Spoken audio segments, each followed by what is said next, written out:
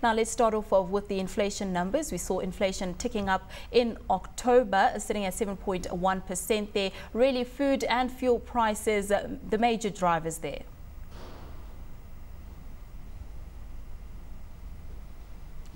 Yes, we saw inflation ticking up quite strongly on both a monthly basis and then on a year-on-year basis as well. I think we saw it coming out at 7.1%, and that was mainly due to food leading it up.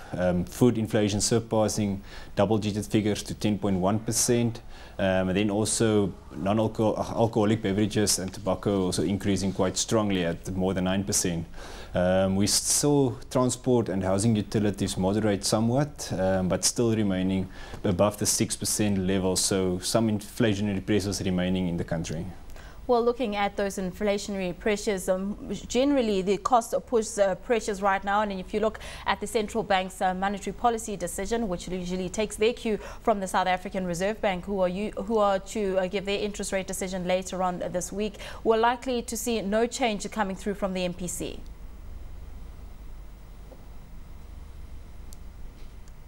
Yes, I think as you've mentioned, we will strongly follow South Africa on interest rate decisions. Basically, the inflationary pressures that we see is due to supply constraints and not really demand pressure. So I don't think there's much you can do about inflation from an interest rate perspective. And then also the strong credit growth that we've seen is, I think it's a function of strong growth in disposable income and corporate profits. And it's not necessarily overly or excess borrowing that's resulting. So I think for now we will see flat interest rates going forward.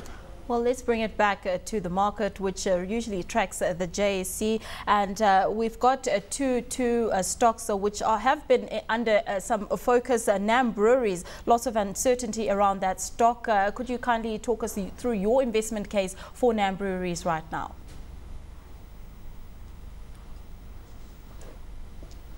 Yes, again, NAM Brew is operating actually quite sound actually having some good results from an operational perspective. However, there's that one uncertain case surrounding NAM Brews, and that is the JV action.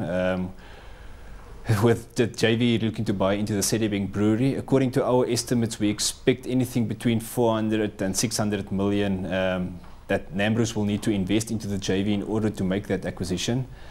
However, and in our view, we think that they will do it by means of raising some debt, and this will take their debt to equity ratio up quite significantly to more than 70%. So some financial risk coming in there and a lot of uncertainty. So we would like to get some more clarity on that particular issue when it comes to NAM Brews. And what about a stock like Bidvest Namibia, also under the spotlight right now, like you say, like NAM Breweries? It's got a lot of uncertainties right there at Bidvest Namibia.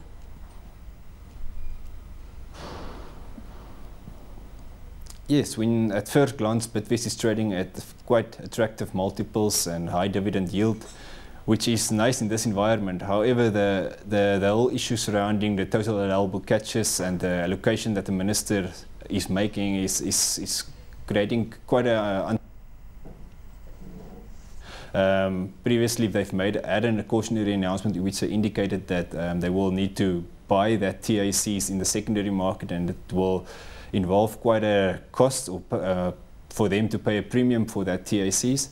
And more recently, we've seen some rumors that they will not get the full allocation maybe that we've been expected previously. So also a lot of uncertainty and maybe some operational leverage that can come through and lead to a disappointing earnings season.